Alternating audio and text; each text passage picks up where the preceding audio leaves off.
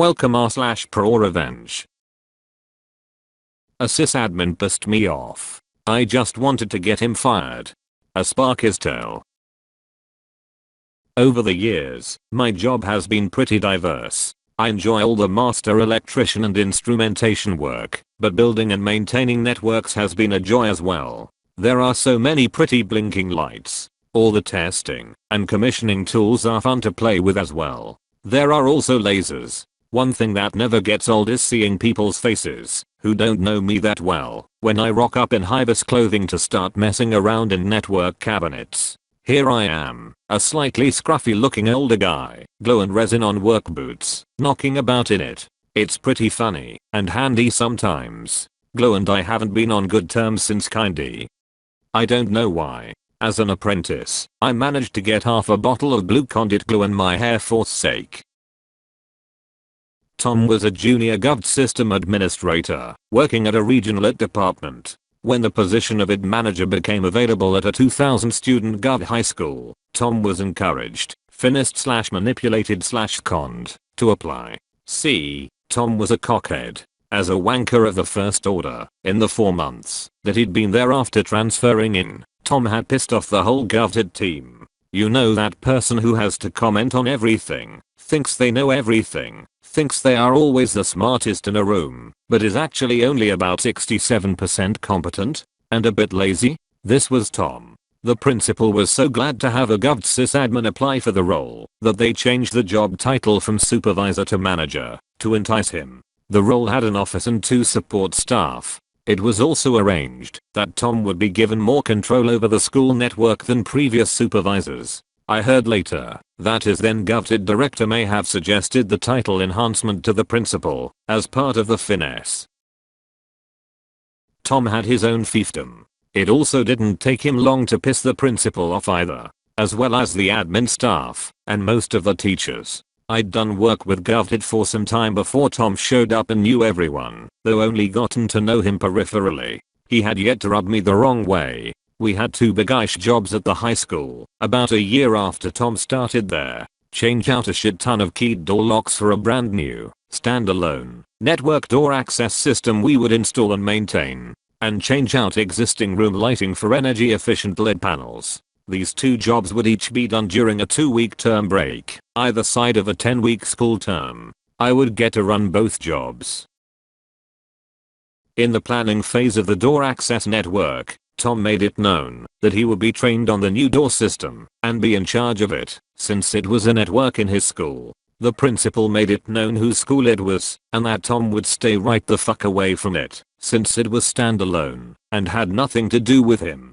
Tom was not happy about this. One Tuesday, a little over 5 weeks since the door system had been live, I was driving to a job when I got the phone call that kicked off this tale. High school called. They're having trouble with the new door system. Turning the car around, I wasn't sure what annoyed me more. That my sing along with blink 182 feet had just been interrupted, or that I would now miss out on scones fresh from the oven. At the system operator terminal PC in an admin office, I hear that there were 2 issues. Some teachers couldn't open some doors this morning, and some other doors that the admin staff tried to change functions on weren't responding. I suspected the regular user teething issues. We were 5 weeks into the 10-week term at this stage. They went on to explain that they'd looked and found the teacher's door access had been changed to remove some doors. They'd re-added the doors and fixed that, but the doors they were trying to change functions on weren't responding. Looking in the system on their user login, they were right. They'd re-added these doors correctly for these teachers. But why wasn't the system updating the door changes? Logging in as the admin, I see that apart from the hub in this office, the other 18 network hubs are not responding. HMM. Weird. Unlocking the cabinet, I see that the fiber optic patch lead which connects to the other hubs is dangling in space. Very weird. These take some doing to unplug, they don't just fall out. Reconnecting the patch lead and rechecking the network, I see the other hubs are responding, so I push the door changes through. There are still questions though, so I open the system log. I see that the changes to the teacher's access was made by one of the admin users at 5:33 PM, and the hubs went offline soon after. Strange, because the admin staff finished at 4:30 p.m. The log also showed that someone who is not admin staff entered this office at 5:08 p.m. Tom. I sat there and thought about asking the admin staff some questions, but decided against it. I suspected that Tom had insinuated himself here over the past couple of weeks to get the gist of how the door program worked and had gotten the user login to boot. If I kicked up a fuss, he might be able to doublespeak the teacher changes. Also, the patch lead being out could be waved away as incompetence on my part. As I was thinking, the admin staff said that Tom had been in earlier and had overheard the issues they were having. He'd said something to the effect of "that's what you get when you let electricians manage a network." Okay, he was being pussy about being banned from this system. My crystal ball went through a variety of scenarios, and I decided to let sleeping dogs lie for now. 3 days later, on the Friday, I got another call about the high school's door system. Checking in and checking it out, I found that the issues they had were almost identical to the first, except that only 4 hubs were offline. After going to one of the affected hubs and plugging the patch lead back in, I opened the system log again to find it empty. What the flying fuck? The daily backup file had been deleted as well. Only my admin login could do these things, and how the fuck did he get that? Checking that the secondary backup on an external drive was still intact, I dumped that into my laptop and had a swivel on the chair for a few minutes. Yep, this backup showed that the admin login had been used to do the teacher's changes this time and delete the system log, all after the admin staff had left yesterday. This operator console PC had been provided by Tom. It was one of the school assets. The gov image was supposed to have been wiped and a clean operating system put on, so it couldn't be connected to the gov networks. Maybe Tom had a keylogger in there somewhere. I gave it a good Sparky go, but couldn't find anything. I even checked 4 cameras. After changing the admin password, I left and put on some Nick Cave in the car. That evening, while Mr. Cave and Daniels kept me company, I looked up keyloggers and then went through my boxes of spare parts toys. It was secret squirrel time. On Monday, I timed my arrival to the school just as the admin staff were leaving. I just wanted to check some things on the system. They left and left me to it. I placed one small camera under the desk to see the back of the PC tower, one on a shelf looking at the screen, and one on top of a corner cupboard to see the room. Happy with my work, I went home. That Thursday, same thing again. Different teachers affected, and different hubs offline, but the same thing. Admin login used to wipe the logs and backup. I changed the admin password again, for reasons. After coming back that afternoon to retrieve footage from the cameras, I figured out what he was doing. The first time, he used the user login to make changes, pulled the patch lead, then installed a keylogger device on the keyboard USB cable into the tower. It looked like a little black USB adapter thingy. He used this to get my admin login to wipe the system log and delete the backup, so there'd be no evidence of his card accessing the room. What he was doing was a fucking stupid way to go about it. His ego must be a thing of wonder. The contempt he must have held for my abilities, as just a Sparky, to figure things out, even without the cameras, was boggling. I maintain systems and networks far more complex than this. Like the school's security system for example. Or a similar door access system in a much more secure facility. Okay fucker, game on. Over the next 4 weeks, Tom and I went through these dance steps 4 more times. I heard all about him suggesting that if he ran the system, a professional sysadmin, there wouldn't be issues like these. I didn't mention to anyone about the logs or backups. I just kept collecting my video and secondary backups. Because through my association with GovDit, I'd learned a few things about their policies and wanted to fuck with Tom and maybe collect some more ammunition before I absolutely fucking wrecked him. Purposefully using keyloggers on a Gov asset is a big no-no. The next 2-week term break was here, and we began changing out light fittings. It was easy work, and I had a team of 8. Once I kicked them off, I went to work. I added a relay card to each of 6 specially selected security system expansion points in 6 different buildings. These buildings were where the people worked who disliked Tom the most. I'd worked at the school long enough to know all about it. Relays are wonderful.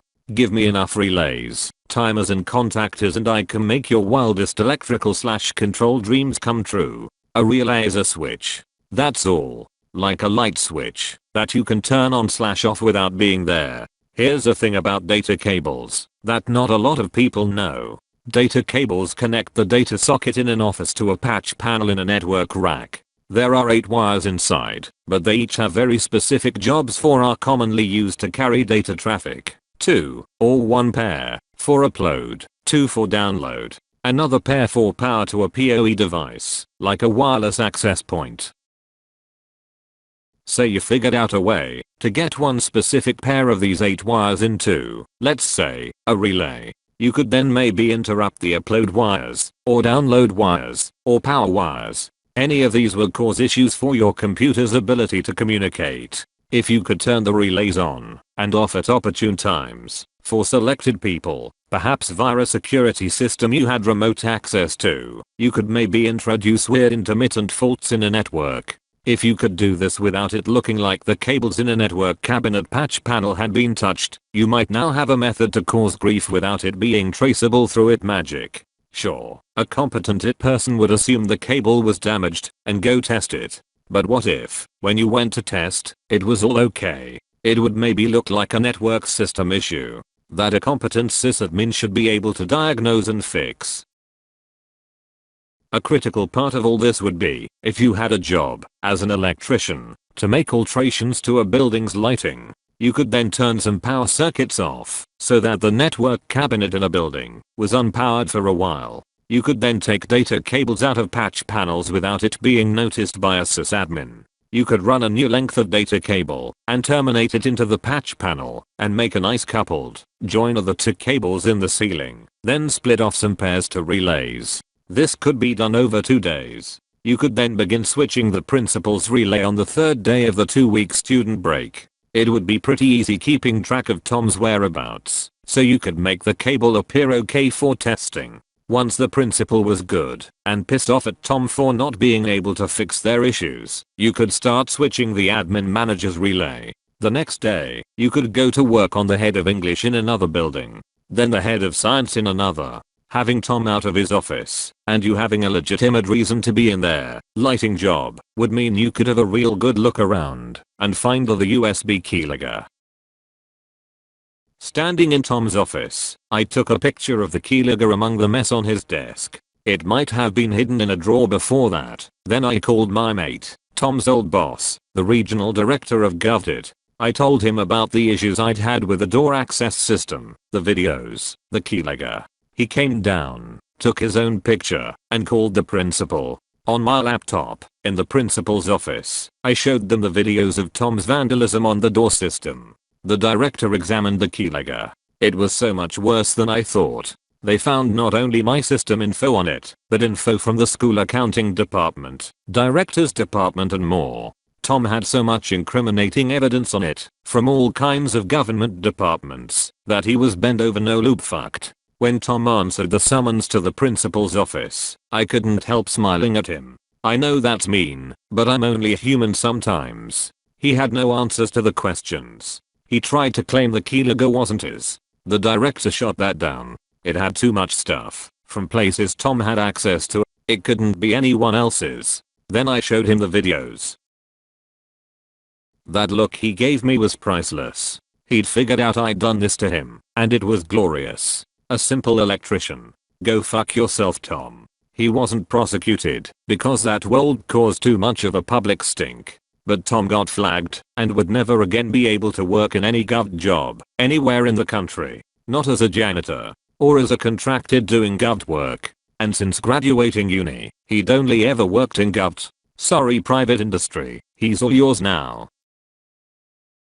I did say something stupid though. After Tom left principal's office that reveal day, principal asked director if they could send someone competent to look at the school's network issues. Without thinking, I said nah, I'll fix that. I blame having too much fun. After they had me explain what I'd done, because I needed Tom out of his office, I had to cross my heart promise not to do it again.